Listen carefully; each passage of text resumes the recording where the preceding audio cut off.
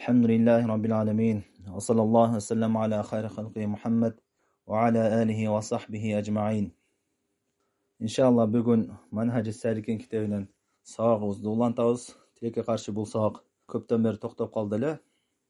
İnşallah bugünden başlap her bir cuma günü ulantабыз inşallah. Бұл sabaqta namaz kitabında to'xtaganбыз. Tagıragı namazды buzuvчу жана андагы макрух амалдар. Ошол жерге келип, ошол темага токтогонбуз. Эми бул сабакка чейинки өткөнкү сабактар 18 сабак бул каналда жазылган, бардыгы YouTube'да да бар, жана ушу Telegram каналында дагы жазылган, түшүрүлгөн.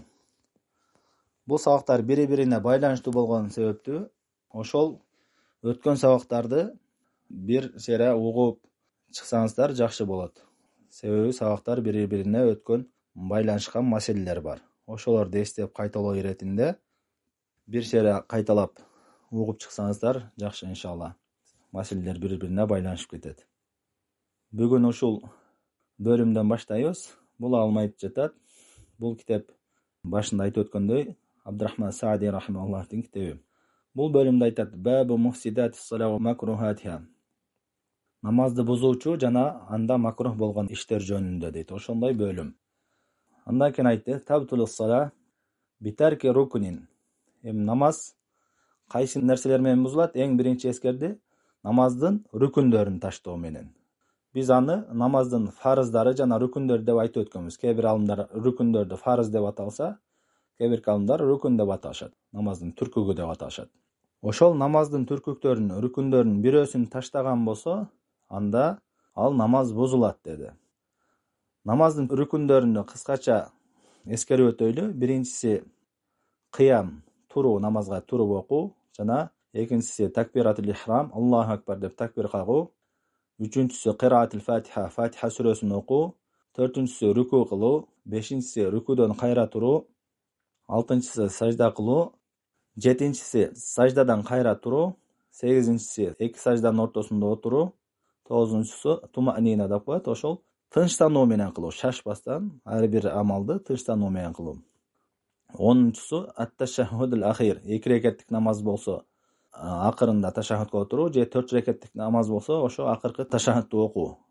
Андан кийин 11-чиси ошо ташаххудка отуруу өзүнчө. Ташаххудду окуу болсо, ташаххудка отуруу бул да өзүнчө фарыз, рүкүн. Андан кийин 2 салам, андан кийин ушул амалдарды тартип менен аткаруу. Ушулар кыскача намаздын рүкүндөрү, намаздын фарыздары. Ушул амалдардын бирөөсү таштала турган болсо, кудурети жетип туруп ушул амалдардын бирөөсүн таштап кое турган болсо, анда ал намазы бузулат деди.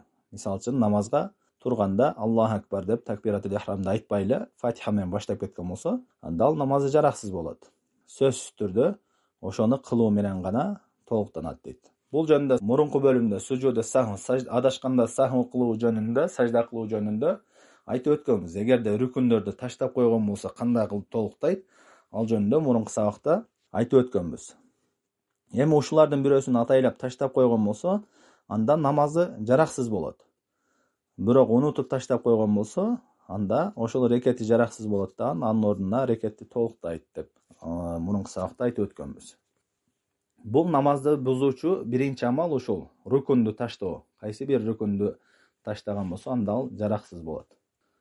Андан кийин айтып жатат: "Ау шартин", же болбосо намаздын шарттарыны таштаган болсо дейт. Намаздын шарттарында өткөнбүз. Намаздын шарттары эмне? Тазалык болуш керек, даарат болуш керек, нажас болбош керек.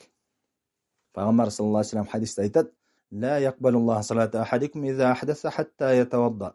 Бухари жана Муслимде келген хадисте Аллах Таала силердин намазыңарды кабыл кылбайт, эгерде дааратсыз болгон болсо, даарат алмайынча дейт да. Намаз окуп атканда даараты сынып калган болсо, анда анын намазы бузулат. Бул намаздын шарттарынан, даарат болуу намаздын шарттарынан. Ошол намаздын шартынын бирөөсү жоголуп калган болсо, анда намаз бузулат. Жана ошондой эле нажас болуп калса, кийими намаз окуган жери таза болуш керек деп айтканбыз намаздын шарттарынан. Эгерде нажас болуп калган болсо, намаз окуп атканда кийимине нажас тийип кеткен болсо, анда намазы бузулат. Эгерде ошону дароодо оңой жол менен тазалоонун мүмкүнчүлүк болбогон болсо. Анткени аны жууп тазалап келиш үчүн басып, кыймылдап, кыбладан бурулуп көптөгөн аракеттер болот. Ошон үчүн намаз бузулат. Жана ошондой эле намаздын шарттарынан авраттын жабылуусу деп айтканбыз. Авраттын, эркектин авраты канчалык жана аялдын авраты канчалык, анын чегин да айтып өткөнбүз. Ошол аврат ачылып кала турган болсо намазда, анда ал намаздагы бузулат. Эгерде атайлап ачкан болсо, анда бузулат. Бирок атайлап эмес, шамалдан бирдеке болуп ачылып кеткен болсо, кичинекей болуп ачылып калды. Мисалы үчүн саждага барганда бир аз кичинекей ачылган болсо, алымдар эки абалда бузулбайт деп айтышат. Эгерде бир аз эле адат боюнча кичинекей деп билсе, кичинекей жери ачылып калган болсо, анда бузулбайт дейт. Жана ошондой эле чоң ачылса дагы, көбүрөөк ачылган болсо дагы, дароодо жапкан болсо, атайлап ачкан эмес, кокусу ачылып кеткен болсо, ошо жерин дароо жапкан болсо, анда ал дагы бузулбайт деди. Бирок атайлап ачкан болсо авратыны, анда намаз бузулат. Же болбосо чоң ачылган болсо, атайлап ачпаса да чоң ачылып кетти, анан аны дароо жапкан эмес болсо, анда да бузулат. Бирок кичинекей эле ачылган болсо бузулбайт, же чоң ачылган болсо, дароо жапкан болсо, кокусу ачылып кеткенде дароо жапкан болсо, анда дагы бузулбайт. Эмне себептен? Анткени авратты жабуу бул намаздын шарттарынан. Шарттардын бирөөсү жок болгон болсо, анда намаз бузулат. Андан кийин айтып жатат, кыбладан башка жакты карап алуу, бурулуп кеткен болсо, кыбланы карап окуш керек да намазды. Кыбланы кароо дагы намаздын шарттарынан. Башка жакты бурулуп кеткен болсо, анда дагы намаз бузулат. Жана ошондой эле нажас, буну айтып өттүк, нажас тийген болсо, аны дароо алып таштабаган болсо, денесине мисалы үчүн чачырап бирдеке нажас чачырады. Ошону дароо алып коюуга мүмкүнчүлүк болгон болсо, же кийимин чечип коюуга мүмкүнчүлүк болсо, ичинде башка кийим болуп, анда бузулбайт. Бирок нажас бойдон намазын улантса, анда бузулат.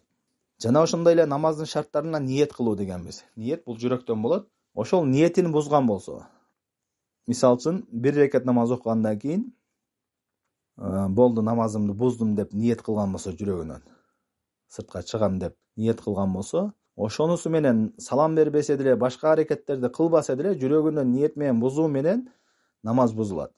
Бул алымдардын арасында талашсыз болгон, ижма болгон маселелерден. Ушул эки намазды бузуучу эки амалды эскерди. Биринчиси рүкүндөрдү, фарыздарды таштоо, экинчиси шарттарын таштоо. Андан кийин бул алым айтты: وهو يقدر عليه عمدا أو سهوا أو جهلا إذا لم يأتي به. Фарыз менен шартты таштаганда ошого кудурети бар болсо дейт да, ошондо бузат dedi. Мисалы үчүн туруп окуй албады, оорунун себебинен отуруп окуса, андан намазы бузулбайт, намаз жарактуу боло берет. Кудурети бар болуп туруп ошолорду аткарганга, ошолорду атайлап таштаса, ошондо бузулат dedi. Же болбосо унутуп калып таштаган болсо дейт. Унутуп калып таштаган болсо, биз айтып өткөнбүз, унуткан болсо, фарыздарды таштаган болсо, анда ошол фарызды аткарат дагы кайра ордуна сажда сахв кылат деп мурунку сабакта өткөнбүз. Атайлаган болсо бузулат. Унутуп калган болсо, эми шарттарында болсо, шарттарын унутуп калган болсо, мисалы үчүн даратсыз намаз окуп алды, же кийиминде нажас бар, аны билет, анан унутуп калып туруп намаз окуп алган болсо, анда сөзсүз түрдө кайтарып окуш керек. Шарттарыны унутуп калып таштаган болсо, аны сөзсүз түрдө кайтарып аткарыш керек. Же даратсыз окуп алган болсо, кийин эстеп калды дараты жок экен, окуп бүткөндөн кийин, анда кайтарып окуш керек. Андан кийин айтты, жахлан дейт. Бул алым айтты, шарият өкүмүн билбей туруп кылып алган болсо да, анда сөзсүз түрдө аны кайтарып окуш керек деп атат. Бирок экинчи ой бар алымдарда. Эгерде шарият өкүмүн билбей туруп туура эмес амал аткарып алган болсо, ал кайтарып кылынбайт. Мисалы үчүн бирөө намаздын фарыздарын толук билбейт. Анан намаз ошол өзү билишинче эле намаз окуп жүргөн болсо, ал кийин үйрөнүп, көптөгөн фарыздарын таштап окуп жүргөн экенин билген болсо, ал мурунку окуп жүргөн намаздарын кайтарып окубайт. Ошол билген окуган намаздары жарактуу болуп кала берет. Бирок мындан кийин үйрөнгөндөн кийинкисини туура окуш керек болот. Ошол нерселерин туура окуш керек кийинкилерини. Андан кийин айтып жатат: "Ва битарки важибин амдан". Жана ошондой эле намаздын важиптерин атайлап таштаган болсо, анда дагы намаз бузулат деди.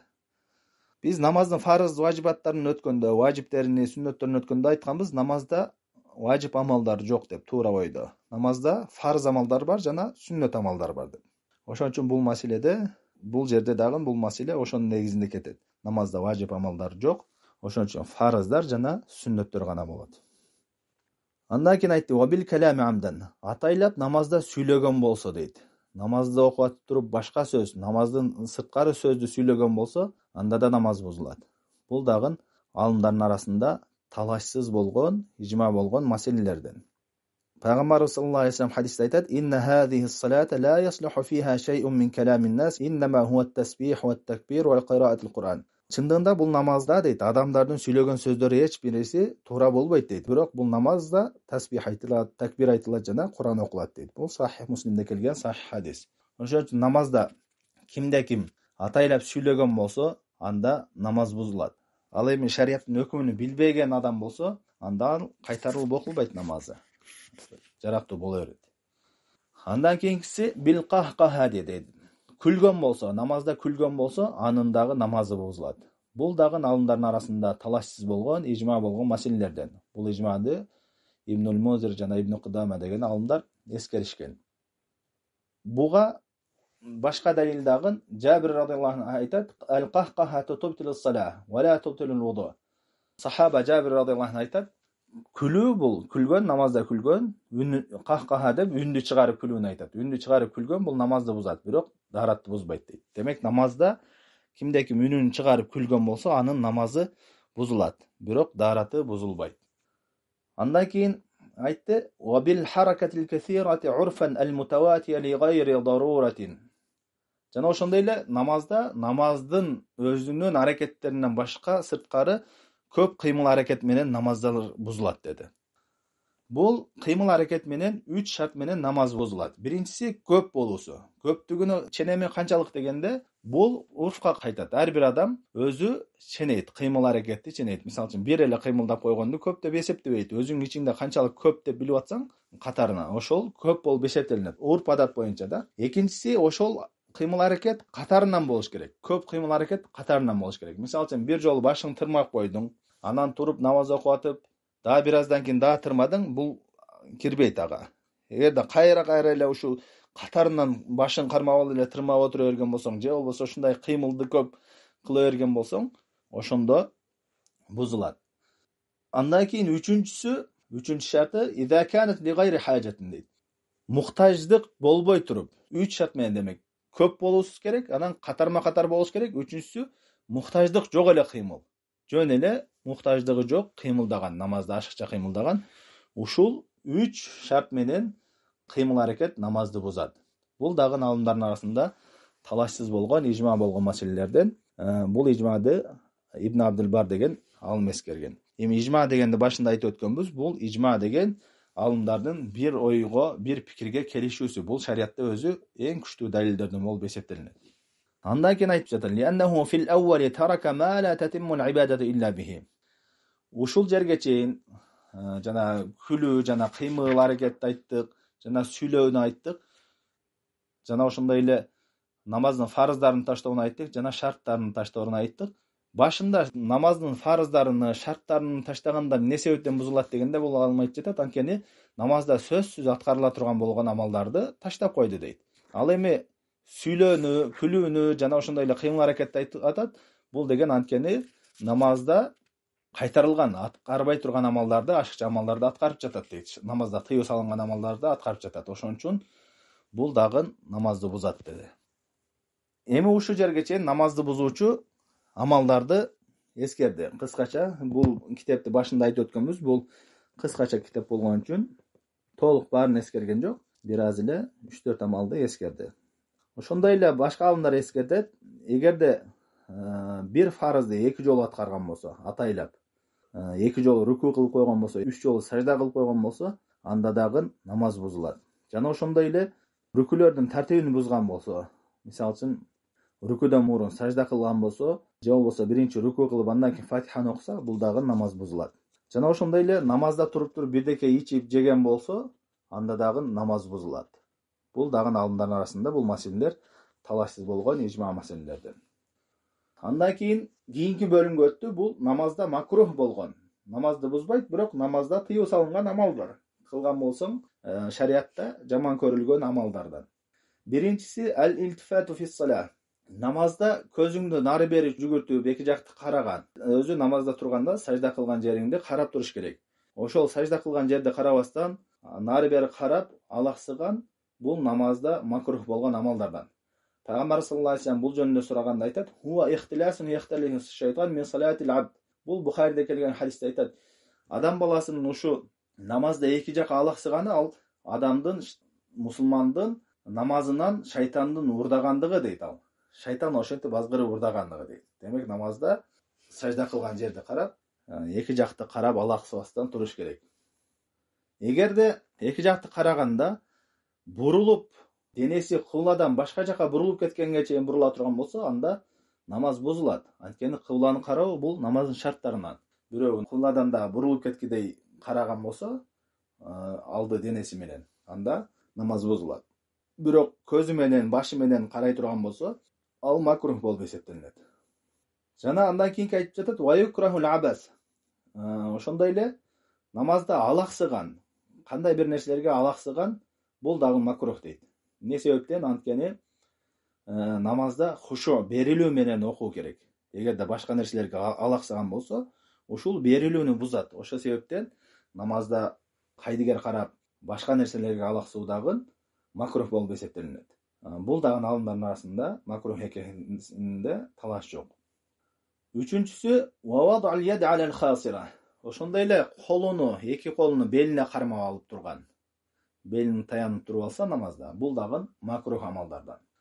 Пайгамбарыбыз саллаллаху алейхи ва саллям хадисте, Муслимде келген хадисте, Бухари Муслимде келген хадисте, ушул Абу Хурайра радhiyallahu anh риваят кылат: "Нахан наби саллаллаху алейхи ва саллям ан юсалли ар-раджулу мухтасиран." Пайгамбар саллаллаху алейхи ва саллям намазда ушу эки белди кармап алып туруудан кайтарды дейт. Буну алымдар макрух деп айтышат. Жана айтат: "Ва ташбик асабиhi." Ошондой эле колдоруну манжаларына бири-бирине киргизип алып туруу намазда. Бул дагы макрух. Ошондой эле намазга баратканда дагы жолдо манжаларын бири-бирине киргизип алуу бул дагы макрух амалдардан. Бул жөнүндө да хадис келген: "Ва шаббака байна асаби." Ушул Пайгамбар саллаллаху алейхи ва саллям манжаларды бири-бирине киргизүүдөн кайтарган. Намазды күтүп отурганда кайтарган. Эми намазды күтүп отурганда кайтарган болсо, алымдар айтат, намазда кылуу бул андан да жаманыраак дейт да. Жана ошондой эле ва фарqa'atiha дейт. Колдорду мындай кырсылдатып, манжаларын тартышып, кырсылдатышат кээ биркилер. Намазда турганда же болбосо ушул адат болуп калганда, ошол адатыны намазда турганда да кылышат. Бул дагы макрух амалдардан. Алтынчысы ва ан яджлиса фиha muqa'iyan ka'iqa'il kalb дейт. Ошондой эле намазда отурганда ит сыяктуу отуруу дейт да, иттин отуруусу сыяктуу. Бул кандай отуруу дегенде, жамбашыны жерге тийгизип, эки бутуну эки жака чыгарып алып, жамбашын тийгизип, колун жерге коюп отуруу. Иттин отуруусу сыяктуу отуруу бул дагы макрух. Бул дагы Абу Хурайра радhiyallahu anh риваят кылган хадисте Пайгамбар саллаллаху алейхи ва саллям ушул ит сыяктуу отуруудан кайтарган дейт. Жана ошондой эле 3 нерседен кайтарган дейт. Тоок чокугандай чокуган. Тоок мындай кайра-кайра жерге уруп чокуйт да эмесине. Сажда кылганда ошондой сажда кылуудан кайтарган, жана ошондой эле ит сыяктуу отуруудан дагы кайтарган. Жана ошондой эле түлкүнүн эки жакты караган сыяктуу алаңдап карагандан кайтарган дейт да. Жана андан кийинкиси, жетинчиси ва ан ястакбила ма юлхихи. Өзүнү алдында намаздан алаксыта турган нерселерди кароосу дагы. Ошол нерсени карап окуу дагы. Алдыңда бир намаздан алаксыта турган нерселер болсо, ошондой нерселерди коюп алып окуган дагы бул макрух дейт. Мисалы үчүн сүрөт болгон болсо, гүлдүү нерселер, кыскасы алдыңда турган нерселер кандай гана нерсе болбосун, сенин ой намазда берилүүңдү буза турган болсо, жана калса бир адам отурган болсо, жүзүнү карап, адамдын жүзүн карап, алдыңкы сабыңда отурган болсо, сенин карап отурган болсо, ошону карап окуу дагы макрух дейт. Анткени ал адамды намазда берилип окуудан алаксытат. Намазды берилип окуу бул сүннөт. Эми ошо сүннөткө каршы болгон, алаксыта турган бардык нерселер алар эмне? Макрух болуп эсептелинет. Жана ошондой эле айтып жатат, 8-инчиси адамдын жүрөгү, ордунда болбогон абалда намаз окуусу макрух дейт. Буга мисал катары дараты кыстап атканда же болбосо тамак даяр болгондо деди. Тамак даяр болгондо эки абалда эскерди, мисал катары ошолор дагы макрух дейт. Муну алымдар айтышат, эгерде даратын кыстап аткан болсо намаз окусаң макрух. Анткени намазды шашылып окуйсуң, берилбей туруп окуйсуң. Жана ошондой эле тамак даяр болгон болсо, ошол тамакка жегиң келатат, курсагың ач болгон болсо, оюң ошого байланган абалда болсо, анда намаз окуган макрух болот. Биринчи тамакты жеп алып, нафсыңды мындайча айтканда басып, курсагың ачкан басып, оюңду жайына келтирип туруп, андан кийин намаз окуш керек. Пайгамбар саллаллаху алейхи ва саллям Сахih Bukhari Muslim'de kelgan hadis aytadi: "La salata bi hadrati ta'amin wa la huwa yudafi'u akhbasani." Muttafaqun alayh. Тамак даяр болгон кезде намаз окулбайт, жана ошондой эле ал ошо дарат кыстап аткан маалда намаз окулбайт деп айтты. Ушул эки абалда намаз окуу дагы макрух болуп эсептелинет. Эмне себептен? Анткени ал хушууну бузат, берилип окуудан тоскоол болот. Мусулман адам намазында берилип окуш керек. 9-нчусу an yaftarisha ar-rajulu zira'ahi fi sujud. Саждада чыканактарын жерге тийгизип алуу. Пайгамбар саллаллаху алейхи ва саллям бул нерседен кайтарган. Хадисте келген, Муслимде келген хадисте Пайгамбар саллаллаху алейхи ва саллям эркек адам ошол чыканактарыны жерге тийгизип алып окугандан кайтарган. Ушул намаздын бузуучу нерселер жана намазда макрух болгон амалдар кыскача. Ушу жерге чейин кимде суроолор болсо, сабакка байланыштуу түшүнүксүз маселелер болгон болсо, колуңуздар көтөрсөңүздөр, микрофонду ачып коем.